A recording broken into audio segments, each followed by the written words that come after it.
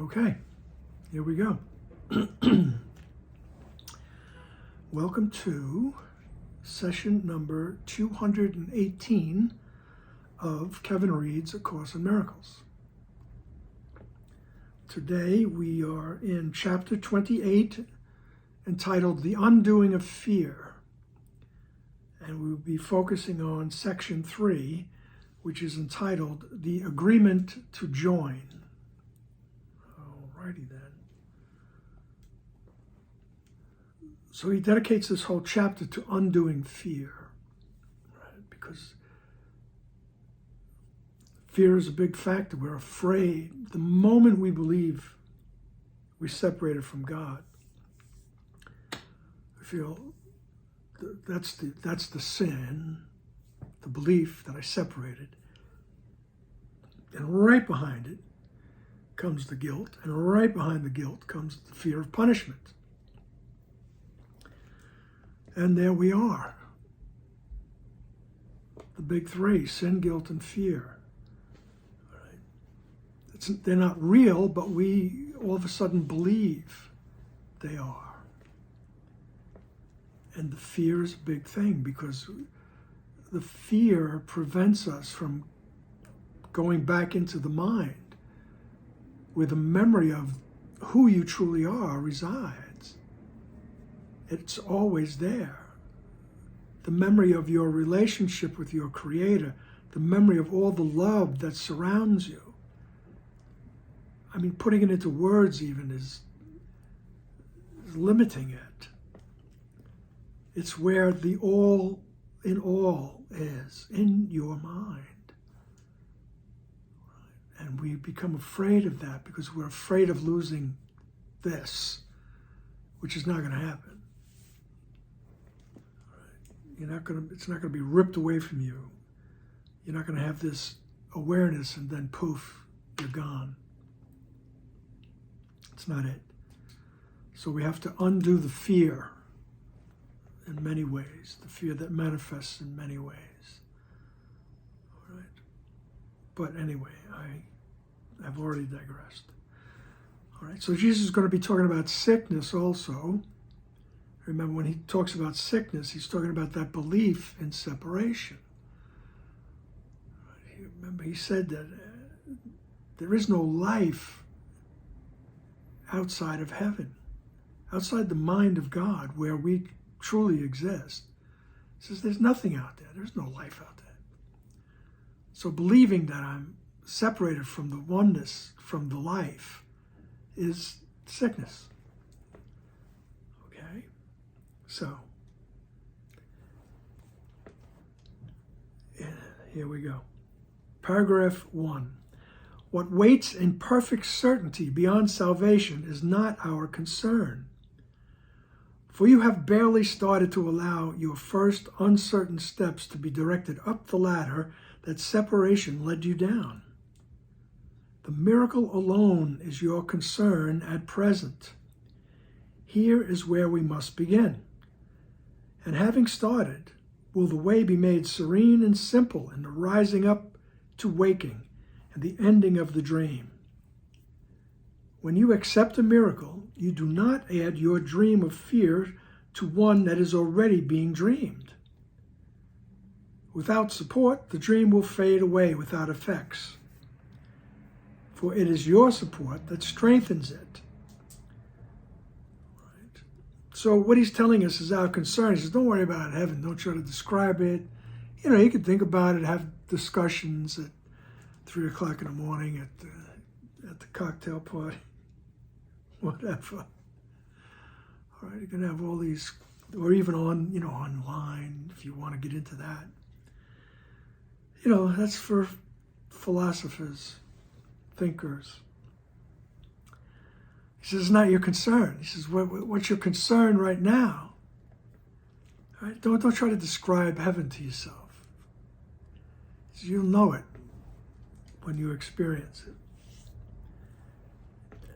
He says, your only concern right now, all right, is the miracle that going to the mind and being willing to have perception changed, corrected, That's our concern. In other words, what our concern is looking at us in our ego without judgment. Just looking without judgment. Oh yes, there's the anger. Don't judge it. Don't put any kind of history on it or any kind of, I should know better and all that. Just notice. All right. I'm angry, I'm afraid, I'm whatever. All right. I'm depressed, I'm sad, right? Just notice how we are in the ego without judgment. If you can do that, you're noticing you're in the ego without judgment, you're in the right mind. You can make that choice. Okay? And that's our concern. Okay? And here is where we must begin. It's by looking at the ego without judgment. Mine and everybody else's. So we all think we have separate situations, right? So that's our concern. Here's where we must begin. And having started, this is the way will be made serene and simple as you rise up to waking and the ending of the dream. When you accept a miracle, you do not add your dream of fear to the one that's already being dreamed. Without support, the dream will fade away without effects, for it is your support that strengthens it. All right? So somebody comes along and says, oh, look at this is horrible. I'm scared. If I agree, yes, that's horrible, I'm scared too, I'm supporting the dream. Okay? If, on the other hand, somebody comes up and says, hey, this is horrible, look at this. Don't you hate this? I notice my reaction, then I say, whoa, and I go to the right mind and I ask, help me to see the truth. Help me to see with corrected vision. All right? I am withdrawing my support to the dream of separation. All right? And we do that little by little. The way becomes serene and simple. Without your support, the dream will fade away. Without effects, there'll be no more effects.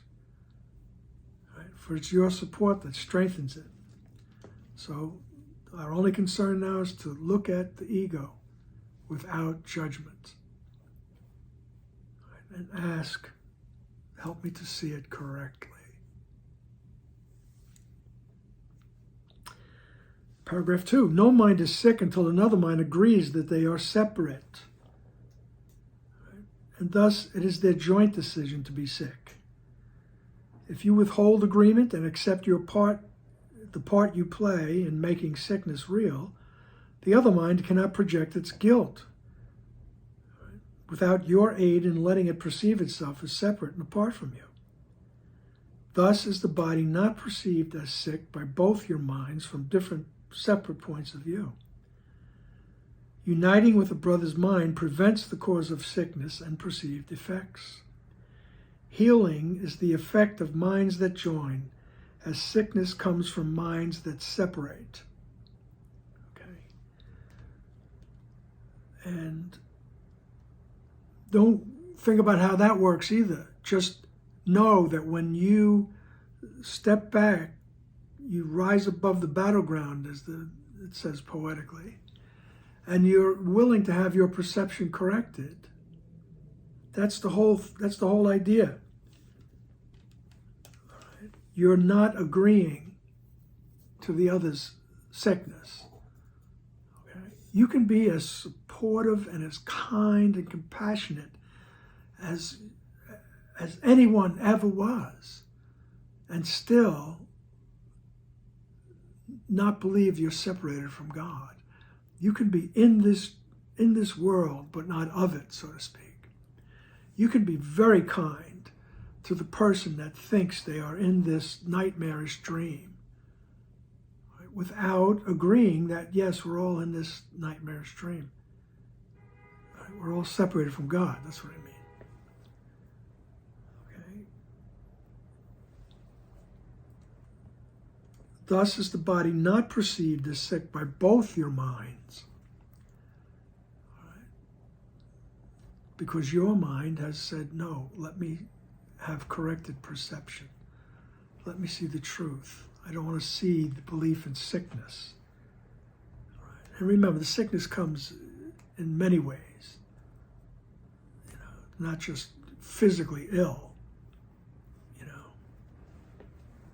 it's whatever the effect is that's going on, that's being reported. And it's not like you're going to fix it. I mean, you may not, but that's not what we're talking about here. What we're talking about is you not agreeing that you're separated from God. And when you join in the mind, you're joining with the other's mind, and they don't perceive it, right?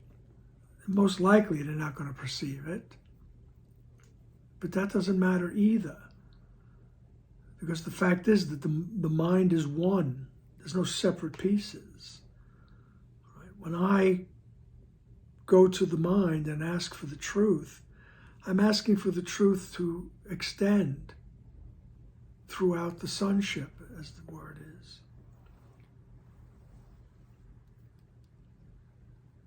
And uniting with the brother's mind prevents the cause of sickness and perceived effects. All right. So when I go into my mind, I am uniting with my brother's mind. I'm asking, help me to see the situation correctly. Help me to see it through the eyes of love, peace, kindness.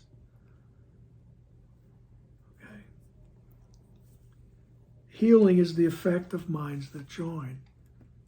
Right? When we talk about healing, we're talking about healing that split mind. In that moment, the mind is not split. When I'm there and I'm asking, help me to see correctly. Right? I'm healing that gap. Okay. Paragraph 3. The miracle does nothing just because the minds are joined and cannot separate. Right? Yet in the dreaming has this been reversed, and separate minds are seen as bodies, which are separated and which cannot join. Do not allow your brother to be sick, for if he is, have you abandoned him to his own dream by sharing it with him? He has not seen the cause of sickness where it is, and you have overlooked the gap between you, where the sickness has been bred. Thus are you joined in sickness to preserve the little gap unhealed. Where sickness is kept carefully protected, cherished, and upheld by firm belief, lest God should come to bridge the little gap that leads to him. Fight not his coming with illusions, for it is his coming that you want above all things that seem to glisten in the dream. All right?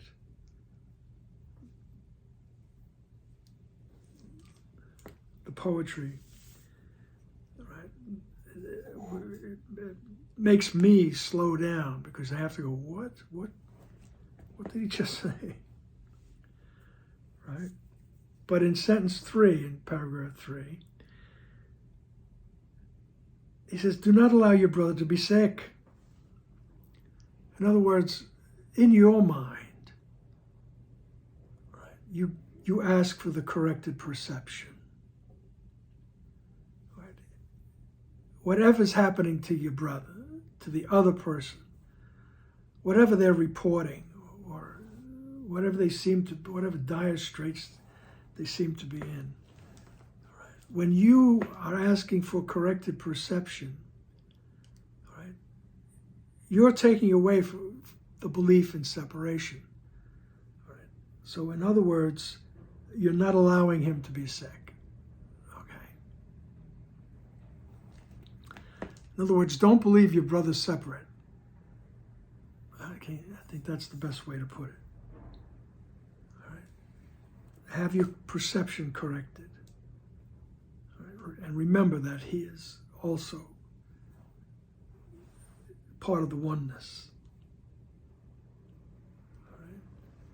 Because if we agree, yeah, this is horrible, I don't know what to do, oh my God, then I start vibrating in the fear and the sadness. And he says, because if that's what happens, he goes, you've abandoned him to his own dream by sharing it with him. So now he is truly lost within his own dream because I'm sharing it with him. Yeah, you're right.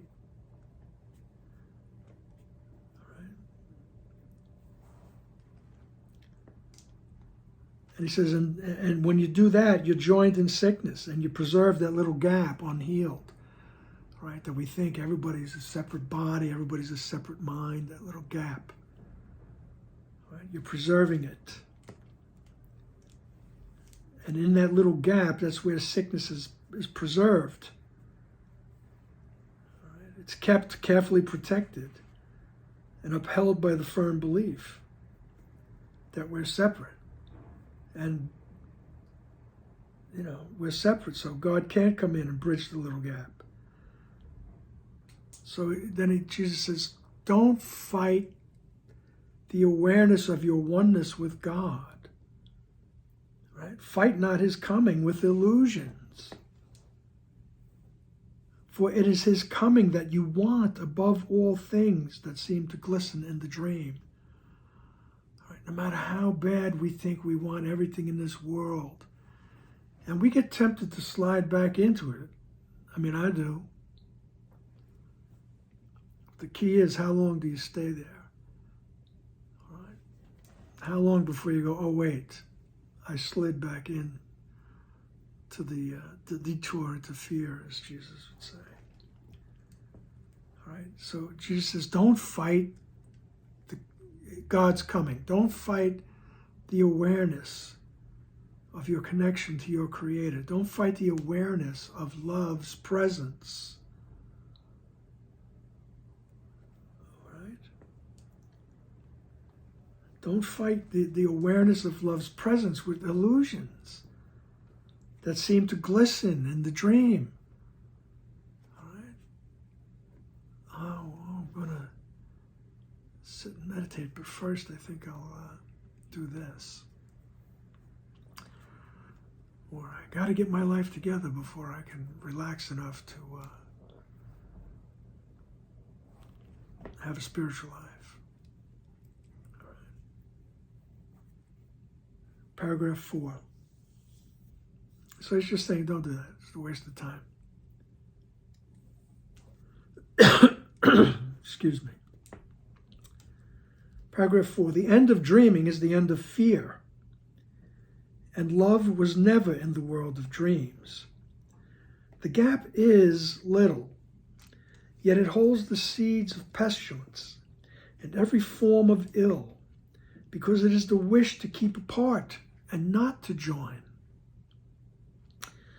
And thus it seems to give a cause to sickness, which is not its cause. The purpose of the gap is all the cause the sickness has. For it was made to keep you separated and in a body which you see as if it were the cause of pain. Right? He says, look, the end of dreaming is going to be the end of all fear. And you will realize love, the presence of love. He says, which is not in the world of dreams. We call different things love, but it's not. It's not in the world of dreams. You see, it always disappoints, let's put it that way.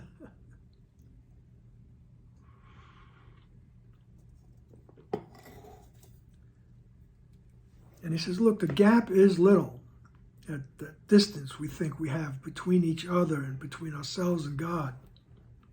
He says it's really just a little gap. It's not that hard to cross. He says, but in that little gap, he says, every seed of pestilence of every form of ill, right? Because in that gap is the wish to stay apart and not to join. So when I say, help me to see this correctly, whether it's a person, place, or thing, I'm willing to join. Right? And I am decreasing the gap, or I'm closing the gap in that moment. And thus it seems to give cause to sickness. Right? That's the gap. And thus it seems to give a cause to sickness. Right? In that gap, in that idea of separation. Right? Because the gap, the belief in separation,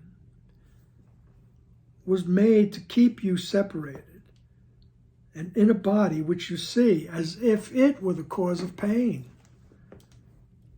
Right? So we've reversed everything. The body is not the cause of pain, it's the belief. Right? And he says that in paragraph 5 here. The cause of pain is separation, not the body, which is only its effect. Yet separation is but an empty space, enclosing nothing, doing nothing, and as unsubstantial and as empty as the empty place between the ripples that a ship has made in passing by, and covered just as fast as water rushes in to close the gap, as the waves enjoining cover it. Where is the gap when the waves have joined and covered up the space which seemed to keep them separate for a little while? Where are the grounds for sickness when the minds have joined to close the little gap between them, where the seeds of sickness seemed to grow? He says, look, the cause of pain is the belief in separation, not the body, right? Which is only the effect of the belief in separation. Right? He says, but separation is an empty space. It's nothing. It's really nothing. It's just a belief. It encloses nothing. It does nothing. He says it's just like the space that's created by a ship going through the water.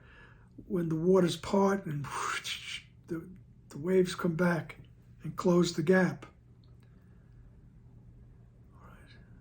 I was imagining this the other day. I said, you could just take a little bowl of water, and if you don't want to use your finger, use a straw or a knife or whatever, and run it across the top of the water. And you see that as the knife goes through, the water separates. But as soon as the knife is passed, it goes back. There's no more separation. That's what he means by it. That space is unsubstantial. It's nothing. It doesn't do anything. Right? Where's the gap when the waves? Where's the gap between the waves when the waves have joined? Right? And covered up the space which seems to keep them separate for a while. Where are the grounds for sickness when minds have joined to close the little gap between them, where the seeds of sickness seem to grow? Right? So once I ask, help me to see this correctly, I go to the mind, help me, I'm willing to see it correctly. I've closed the gap where the seeds of sickness seem to grow. So he says, oh, so where are they now? The gap is closed. Where'd they go? Reminds me of my younger days in the local taverns of Queens. There was a character named Walter the Dancer, and he would say the same thing over and over again once he had a few beers. And one of the things he would say to me is, "Mr. Kevin, where does the white go when the snow melts?" And he would sit back, just pleased as punch with himself, and twiddle his thumbs. He would twiddle his thumbs and close his eyes. Where does the white go when the snow melts? Well, that's basically what Jesus is saying. Where's the gap once the waves close up on it again? Where'd it go? Where'd that whiteness go when there's no more snow? Right? He says, once you go to your right mind, the gap is closed. The effects of the snowfall disappear. Right? There are no more seeds of sickness in that moment. Okay? Remember, this is all about the agreement to join. This is the agreement to go to the right mind and join with that part of your mind that remembers. Right? That part of your mind that opens up and lets the awareness come through and take whatever form it needs to within our dream. Paragraph 6. God builds the bridge, but only in the space left clean and vacant by the miracle. The seeds of sickness and the shame of guilt he cannot bridge, for he cannot destroy the alien will that he created not. Let its effects be gone, and clutch them not with eager hands to keep them for yourself. The miracle will brush them all aside and make room for him who wills to come and bridge his son's returning to himself. Right? The poetry just gets better and better and better. It's really beautiful. I always urge people to keep on reading these things. Right? So God builds the bridge, but he says, but only in that space left clean and vacant by the miracle. So when I'm asking, help me to see correctly, that's the space. That's the vacant space. It's like I took a blackboard and wiped it clean. Now I'm waiting for the answer to be rewritten. All right. I have a clean canvas. I'm waiting for the artist of all artists to draw the picture, to create the picture. All right. Only in the space left clean and vacant by the miracle. I'm willing to see correctly. I've left that space clean, and God builds the bridge poetically. All right. So he says the seeds of sickness and shame and shame of guilt he cannot bridge. He can't get over it because they don't believe in it. He didn't create it. So to him, it doesn't exist. It's up to us to look at our egos, the guilt, the shame, the fear, the anger, without judgment, and say, I'm willing to have this corrected. All right. The seeds of sickness, the shame of guilt, he cannot bridge, for he cannot destroy the alien will that he did not create, that he created not. Okay, very poetic.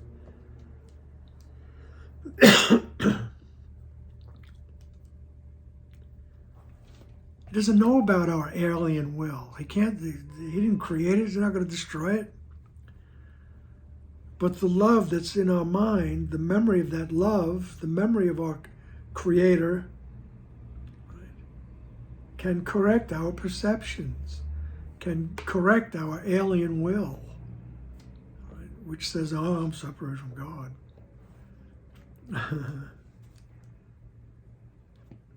So he can't destroy the alien will that he didn't create. Let its effects be gone. Right? Let all the effects of the belief in separation be gone. And clutch them not with eager hands to keep them for yourself. Right? So the miracle will brush them all aside and thus make room for him who wills to come and bridge his son's returning to himself. Right? So that willingness to see correctly will brush aside all the effects of the belief in separation. And by doing that, we make room for him who wills to come and bridge his son's return to him. All right? Remember, it's all poetic metaphors. All right? The awareness of love's presence will arise in your mind.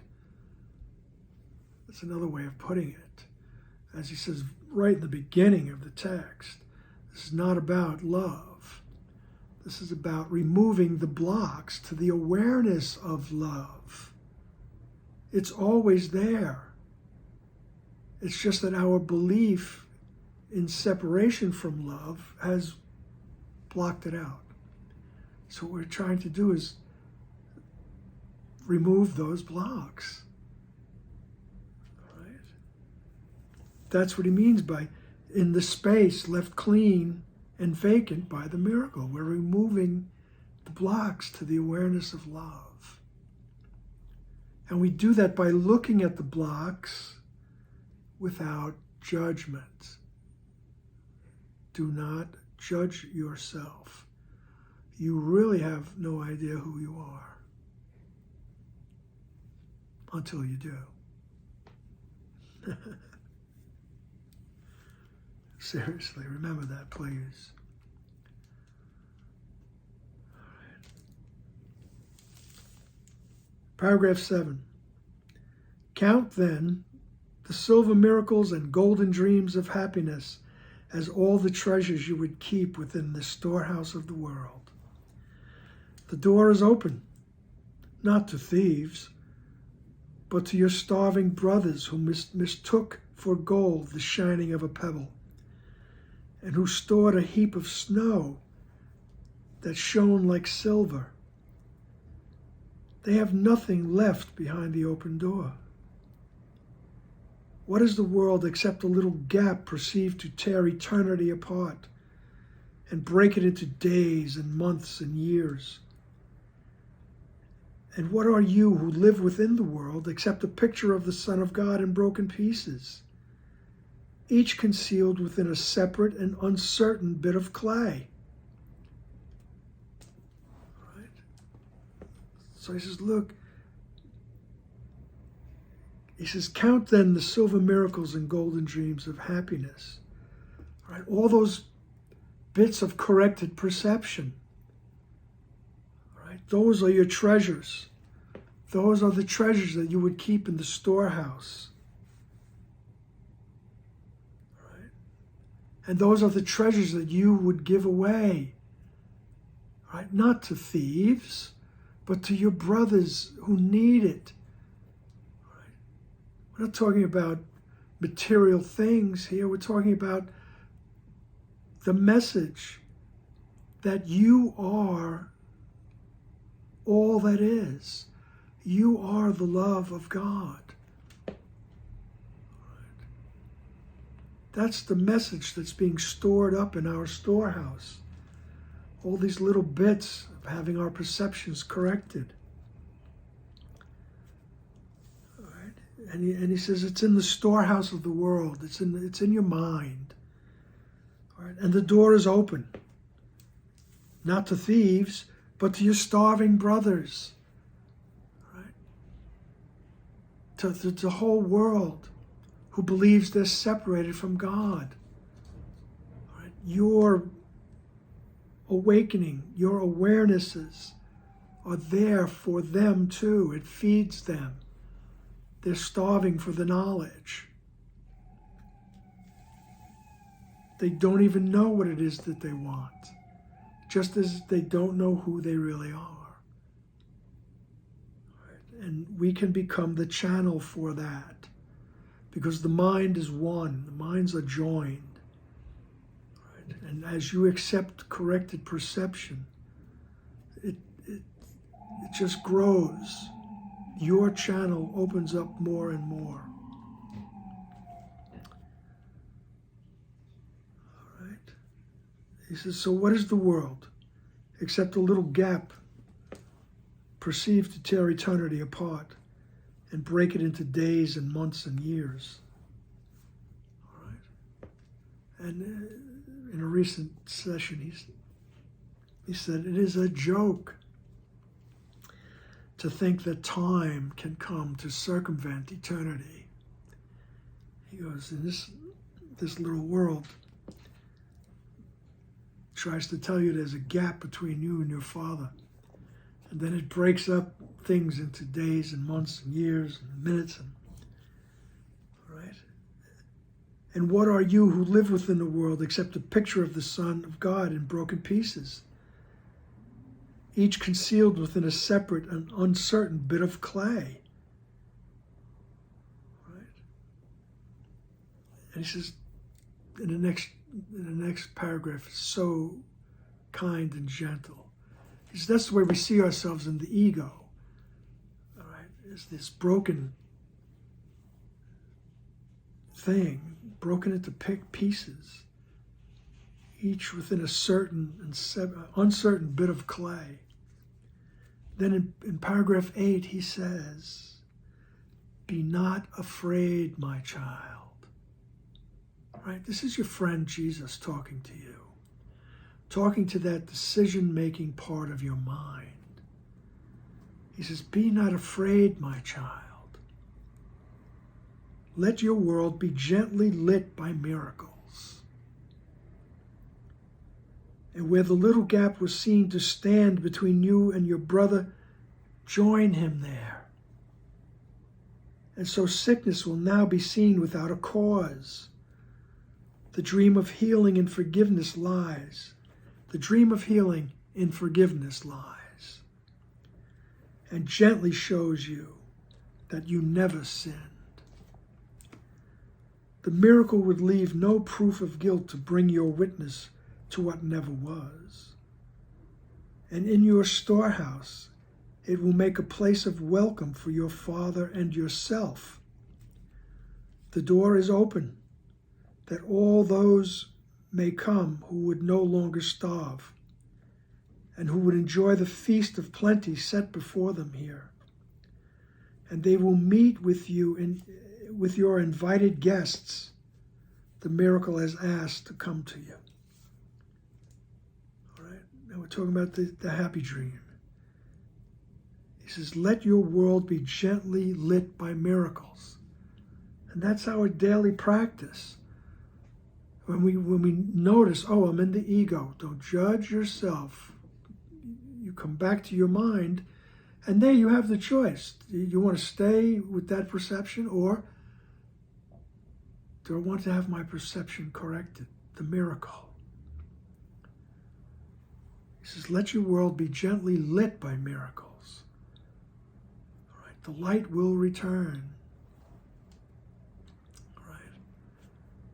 Just coincidentally, we're in the time of the winter solstice, when the light is returning.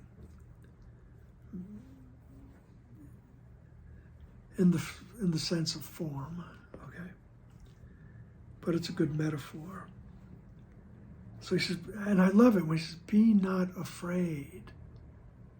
Right? Let your world be lit, gently lit, by miracles, by changes of perception. And where that little gap was seen to stand between you and the other person, between you and your brother, he says, join him there. Be willing to say, okay, I'm willing to see the truth. I am willing to be shown the truth. I don't want my projections. All right. And you'll join him there. And so sickness will now be seen without a cause. In other words, there will be no more separation because the cause is gone. Remember, once there is no cause, there's no effect. So once I'm joined in the right mind, all right, I'm joined where there is no separation, the effect of separation is gone. And that's our practice, because we seem to go back and forth, but that's my experience.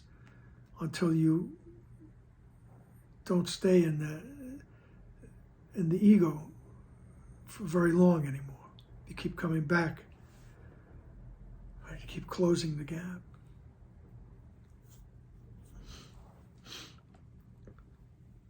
He says, the dream of healing, paragraph 8, sentence 4. The dream of healing and forgiveness lies. All right. The happy dream, that place where we still may be informed, but the world is now reflecting all the wonders of oneness to us, all the wonders of forgiveness. Right? There is no separation. No one is guilty. There's no need to project guilt. Everything is reflecting the oneness. Right? And that's the dream of healing. Right? It's in forgiveness. And it gently shows you that you never sinned. You never left. You never left God. You never left heaven. You never split off.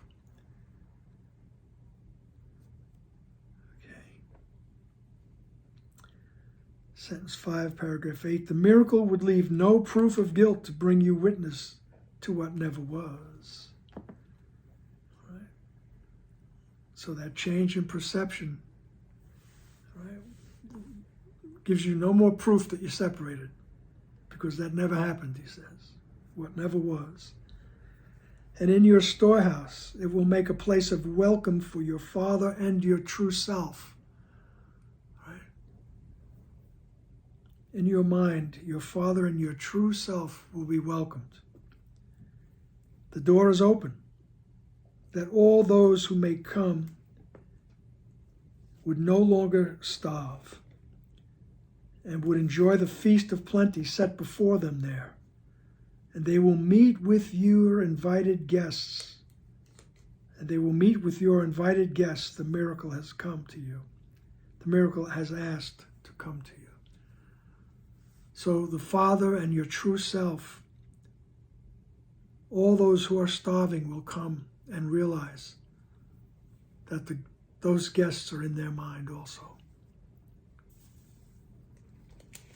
Paragraph 9. This is a feast unlike indeed to those the dreaming of the world has shown. For here, the more that anyone receives, the more is left for all the rest to share. The guests have brought unlimited supply with them. And our guests and them are capitalized. So the guests are the memory of God, the face of Christ, right? The awareness of Christ. Those are the guests, and they've brought unlimited supply.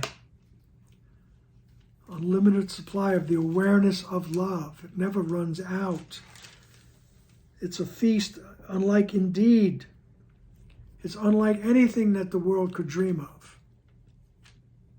All right? For here, the more that anyone receives, the more is left for all the rest.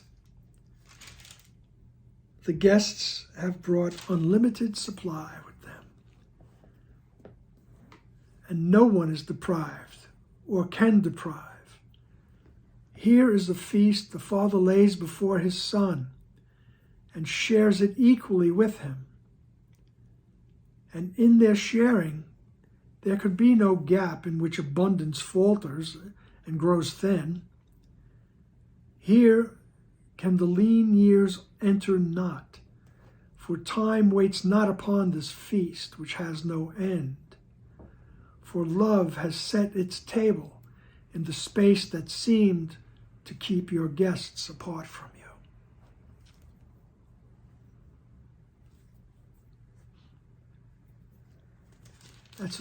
It's just beautiful poetic imagery, and it's quite uplifting.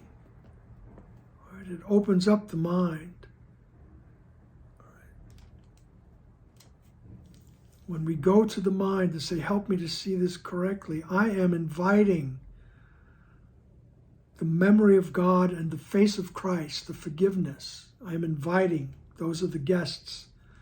And they enter and they got plenty for everybody. All right? It can't run out. The more you take in, the more there is.